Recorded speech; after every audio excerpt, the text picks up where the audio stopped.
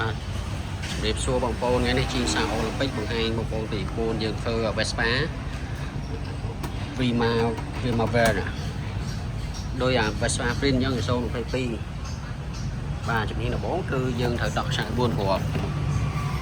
នេះគ្រាប់ណាកន្លែងហ្នឹងមកហើយវាមានដូចវាយើងដកដូចចូលឲ្យហើយមកដោយ Vespa យើងឲ្យចូលម៉ាស៊ីនបាទហើយបន្តមកទៀតយើងដាក់គីបក្បាលបោកនឹងដោះមកហើយសោយើងកាច់បាត់អត់ទៅហើយមកនេះវាអត់ស្គាល់សោណាអត់ស្គាល់សោវាលោតញ៉ាក្រហមមកនេះមួយ ABS ហ្នឹងវាបាត់អត់ទៅហើយមកហើយឥឡូវយើងចេញលើម៉ាស៊ីនណាដំបូងយើងចេញមកដំបូងនេះចូលលេខ Smart Key បាទហើយយើងចូល Vespa Piaggio ហើយយើងចូលលេខ Automatic មកវាកណិចខ្លួនឯងវាហើយនឹងវាស្គាល់ណា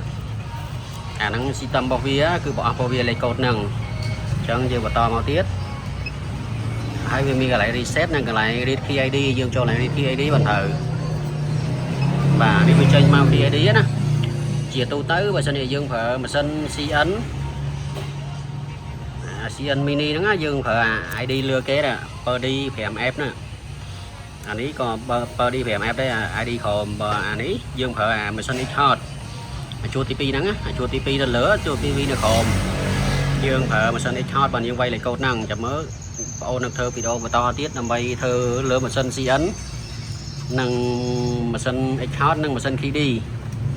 បាទឥឡូវអានេះយើងបាន ID ហើយគឺហើយយើងដក Smart Tool ចេញទៅហើយ ID យើងកត់ទុកមកបាទអរគុណបាទបន្តមកទៀតឥឡូវយើងមានម៉ាស៊ីន CN ណាជាមួយ VVTR ជាមួយ KD អញ្ចឹងឥឡូវបងអូនធ្វើនៅលើ CN សិនដំបូងយើងត្រូវដាក់ chip ចូលអាកន្លែងបន្លោះនេះហើយយើងចូលកន្លែង generate code មកយើងត្រូវ generate លេខកូដលេខ11តែយើងត្រូវអាន chip វាសិននេះ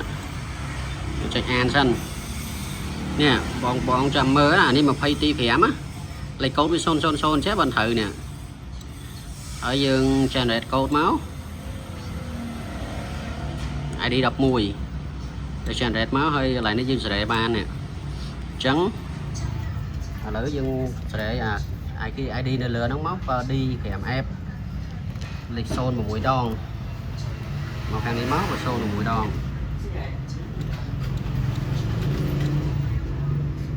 0 6 ដងហើយលេខ 6C BB 9A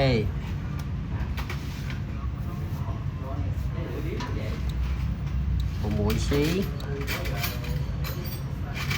BB 9A បាទយើងចុច OK មកយើងចុច generate មកវាប្រាប់ថា success នេះហើយបើឯងដាក់ chip ចូលមកđây xem màមើលដាក់ chip ចូលអត់បាត់មក